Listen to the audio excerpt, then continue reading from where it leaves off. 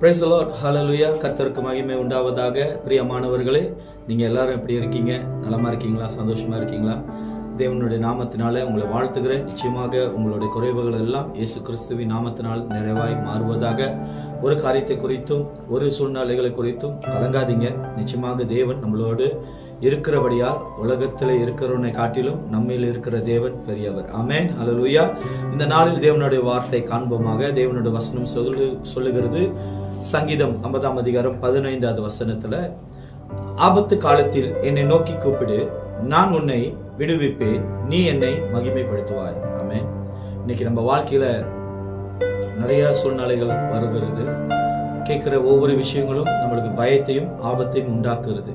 ஆனால் வசனம் நம்மளுக்கு சொல்லப்படுகிறது, ஆபத்து நாட்களிலே என்னை நோக்கி கூப்பிடு. இன்னைக்கு தேவ பிள்ளைகள் ஆண்டவரை கூப்பிடும் போது நிச்சயமாக ஆண்டவர் நம்மளை விடுவிப்பார். தேவனுடைய விடுதலையானது தேவனை நம்புகிற எல்லா விசுவாசிகளும் எல்லா ஜனத்தார்கள் மத்தியிலும் தேவன் பெரியவராக இருக்கிறாரு.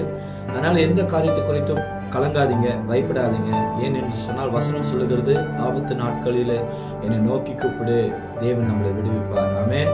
நீங்கள் ஒருவேளை ஆண்டவரை விசுவாசிக்கிறவர்களா இருக்கலாம், ஒருவேளை ஆண்டவரை குறித்து நீங்கள் தெரியாம இருக்கலாம். ஆனால் உங்களுக்கு ஒரு காரியத்தை சொல்றேன், இயேசு என்கிற நாமம் உலகத்தில் இருக்கிற எல்லா காரியத்தையும் ஜெயித்த நாமம், பிசாசை வென்ற நாமம்.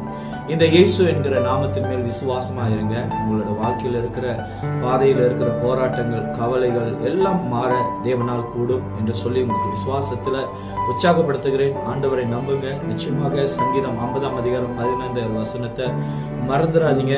மறுபடியும் உங்களுக்கு இந்த வசனத்தை நான் படித்து காட்டுகிறேன். ஆபத்து காலத்தில் என்னை நோக்கி கூப்பிடு, நான் உன்னை விடுவிப்பேன், நீ என்னை மகிமைப்படுத்துவாய். நீங்கள் நிச்சயமாக தேவனுடைய நாமத்தினால் விடுதலை ஆவீர்கள் என்று சொல்லி உங்களை உற்சாகப்படுத்துகிறேன்.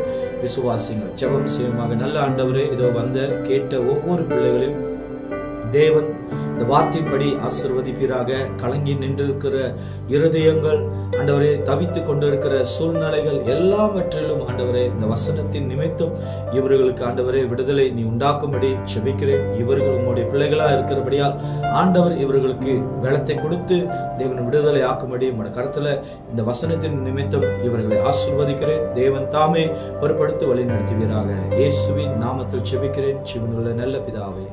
ஆமென்.